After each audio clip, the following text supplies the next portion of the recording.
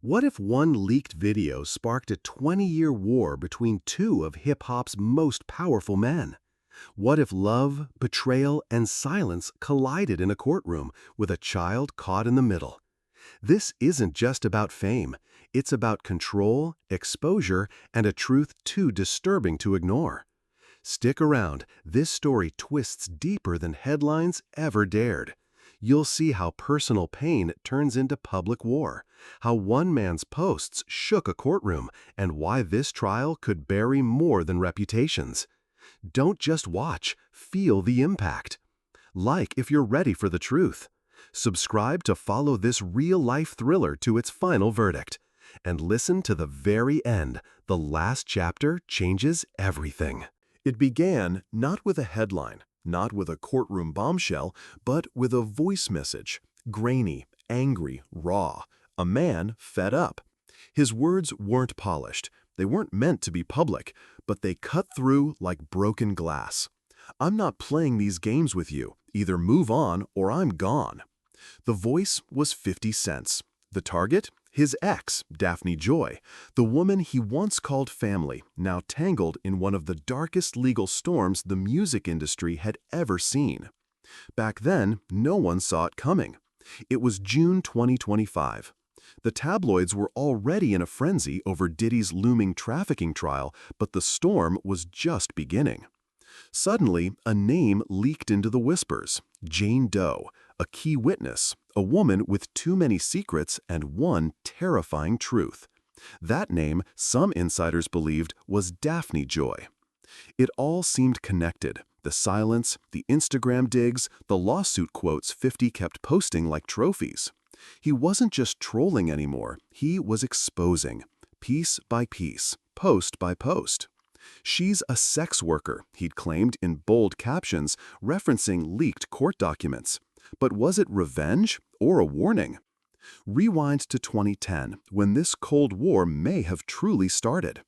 50 Cent received a video from Diddy, not a business clip, not a party reel, a freak-off, they called it, a drug-fueled graphic sex party. A woman in the frame looked familiar, too familiar. 50 never said her name, but from that moment, his trust was gone. His posts, jabs, and icy interviews, they weren't just shade. They were fallout. And Daphne? She had moved on. Kinda not. She was seen with Diddy. She denied everything, even called 50 abusive, a liar. But now she might be at the heart of a federal case. A Jane Doe with bruised dignity and a silent scream. It wasn't just hip-hop beef anymore. It was personal, and someone was about to bleed. The court called her Jane Doe, but the streets weren't buying the anonymity. Too many coincidences, too many whispers. And 50 Cent? He wasn't whispering anymore. He was pointing. Posting a courtroom sketch side by side with selfies of Daphne Joy, captioned with a wink and a question: "Does anyone know who Jane Doe is?" The internet lit up like gasoline on flame. Behind closed doors, Jane Doe's testimony painted a nightmare, a tale of luxury laced with control. Diddy, she claimed, had paid her rent, $10,000 a month. Not for a job, not for love, for obedience, compliance, freak-offs. A word that once felt like online rumor now sounded like a legal term.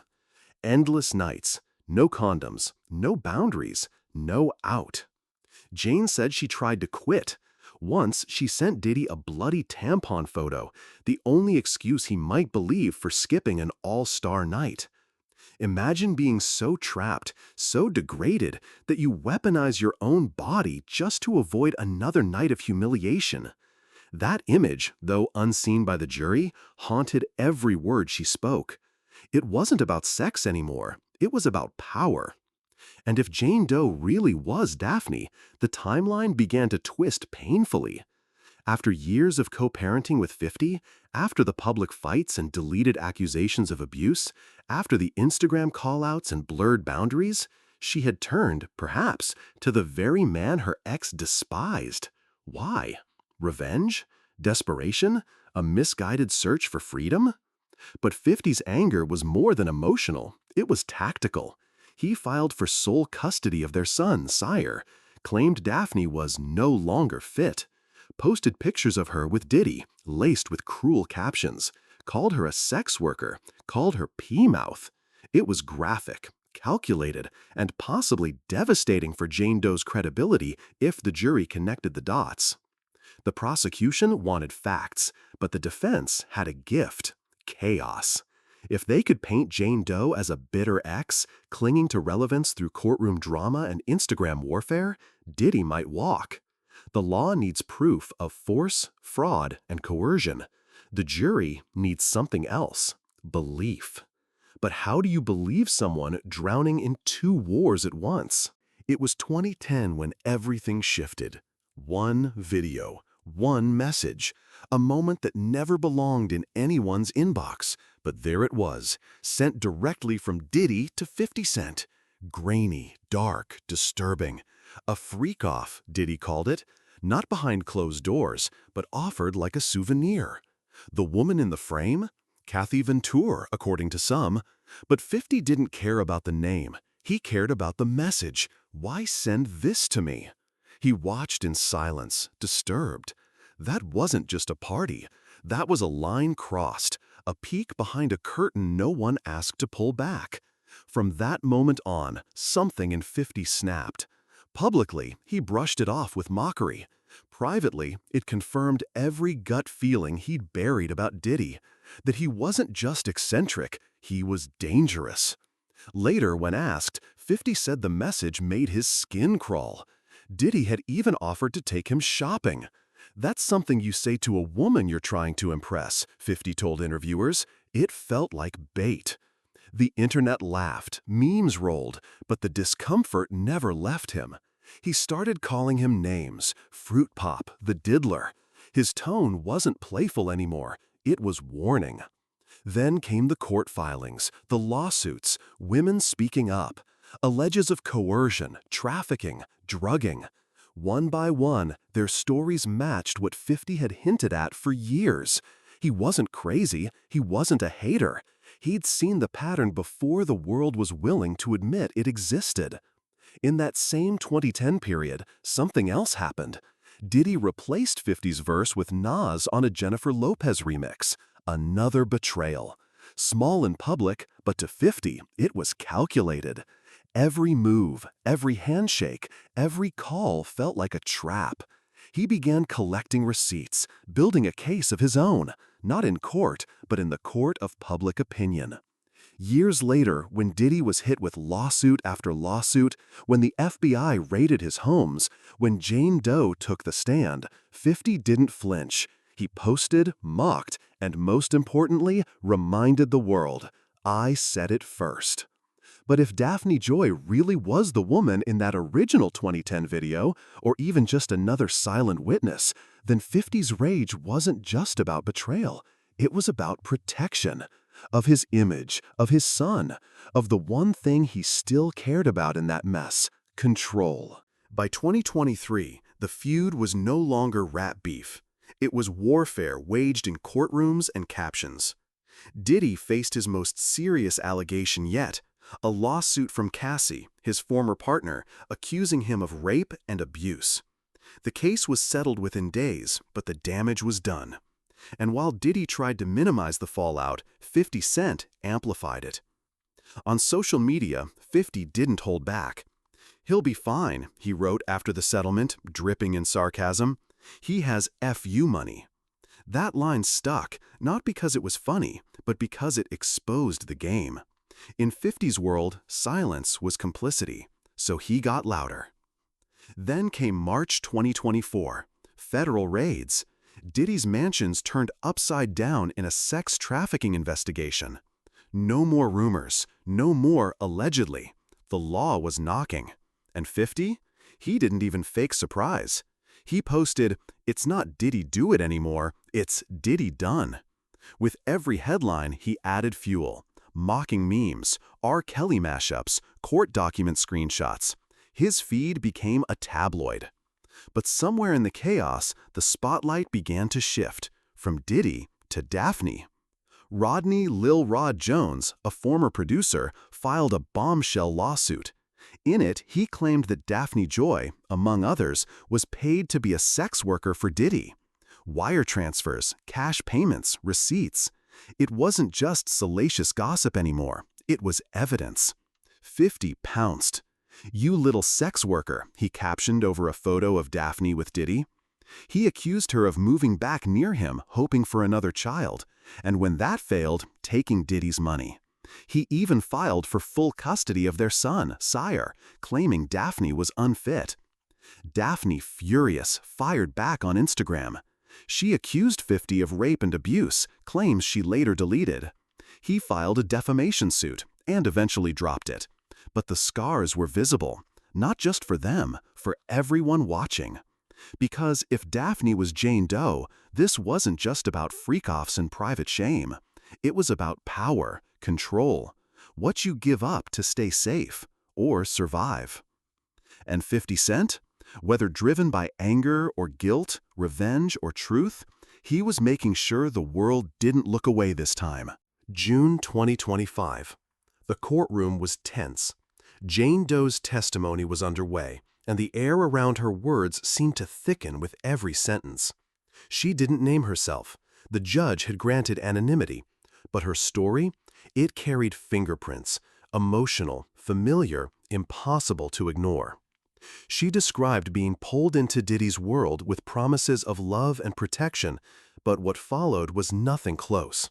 She was told to attend the infamous freak-offs, where drugs blurred reality and condoms were banned, where 24-hour sex marathons weren't suggestions, they were expected.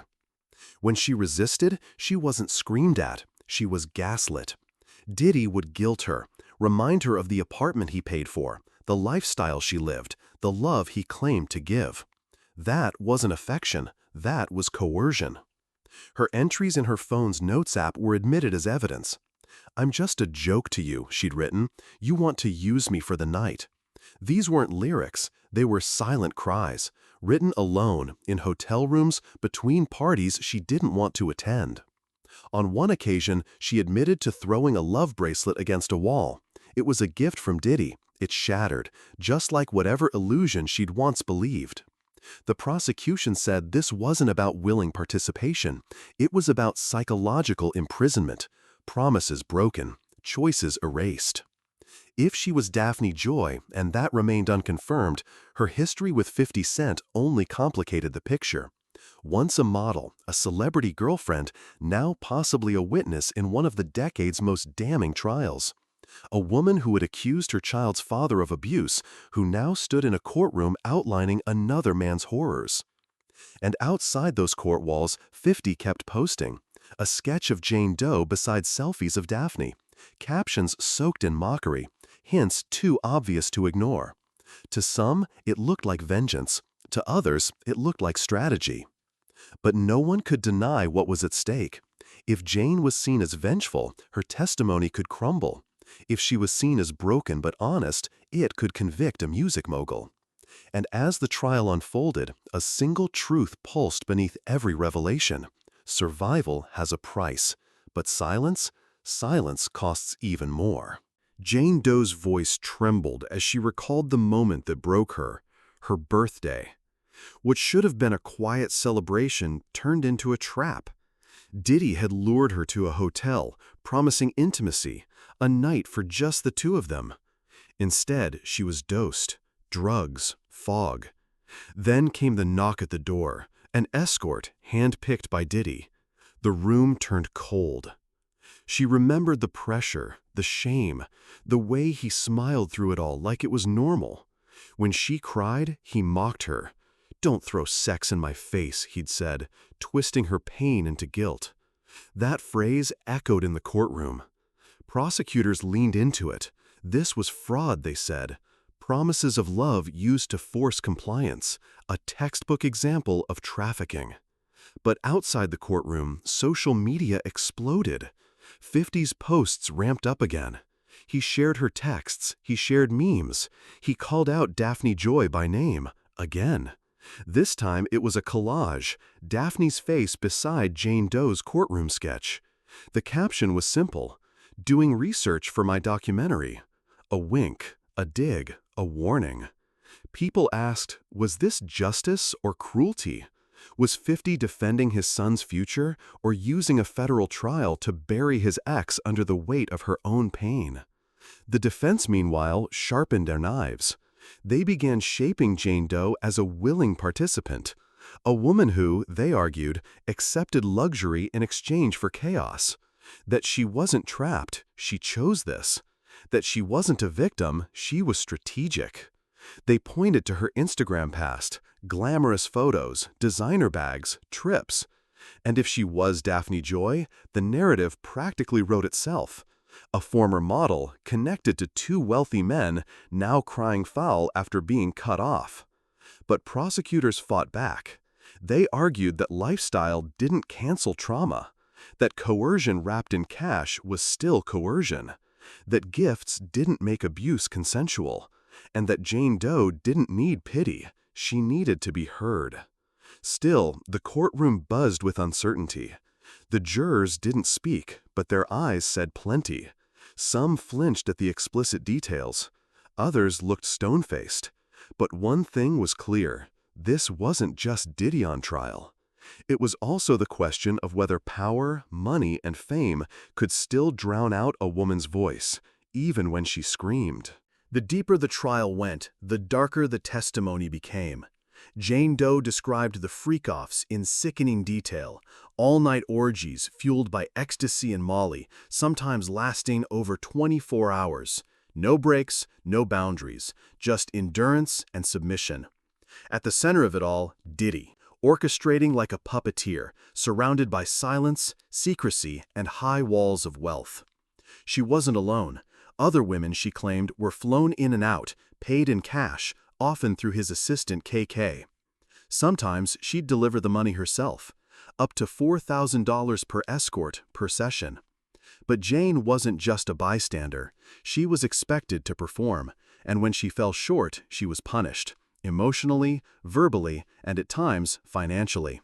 One night, after collapsing from exhaustion, she hurled a bracelet Diddy had gifted her against a wall. The next morning, she was forced to text his escort an apology for not keeping up. The prosecution called this coercion. The defense called it drama. But the most damning moment came when Jane Doe described being forced to smuggle drugs through TSA.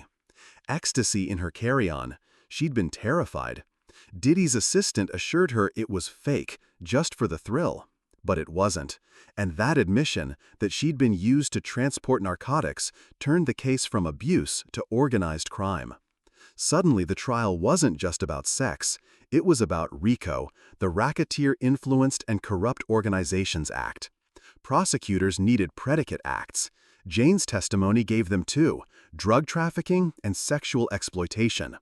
Now they could argue Diddy's empire wasn't just toxic, it was criminal.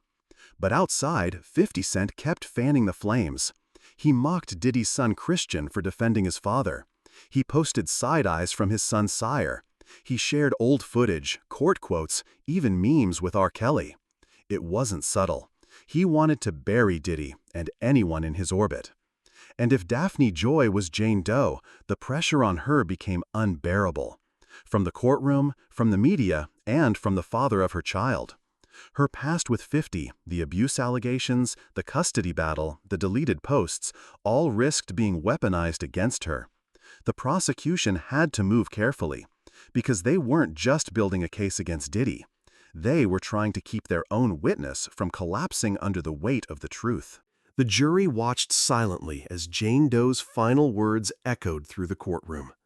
She described not just acts, but aftermaths, shame, insomnia, losing herself. She wasn't just recounting nights of trauma. She was painting a picture of a woman erased piece by piece. Her social life? Gone. Her friendships? Monitored.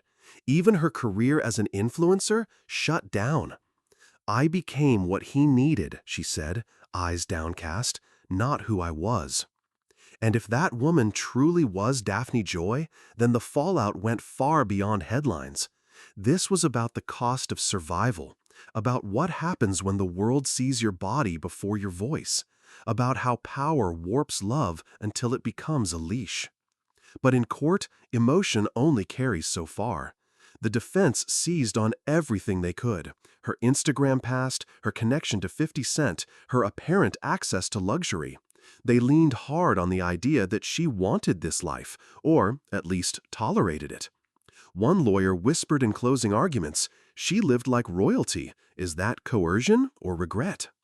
And just like that, the whole trial teetered on perception. One juror could ruin everything. One doubt, one raised eyebrow, and Diddy walks. Because federal trafficking law hinges not on emotion, but on proving force, fraud, or coercion beyond reasonable doubt. Jane Doe's texts and testimony were powerful, but were they enough? Meanwhile, 50 Cent stood outside the courtroom in his own digital court. Posts kept coming. Some were brutal, others strategic. He pushed his Netflix documentary, promised to expose it all, used Jane Doe's story to validate every instinct he'd had for over a decade. But the line blurred. Was he exposing a monster or exploiting a wound? If Daphne Joy is indeed Jane Doe, then she may have helped take down one of the most powerful men in music, or she may have watched her testimony collapse under the weight of public doubt and private vendettas. Either way, her life would never return to normal, not after the P-mouth posts, not after custody filings, not after revealing her own birthday horror as evidence. And Diddy? If convicted, he faces decades. If acquitted, he walks, richer, more infamous, and untouchable again. The truth may be in plain sight, but in a courtroom clouded by fame, rage, and history, truth is often just another story waiting for a jury to decide who owns it. What do you believe? Is Jane Doe a victim or something more complicated? Drop your thoughts below and let's talk about the line between survival and silence.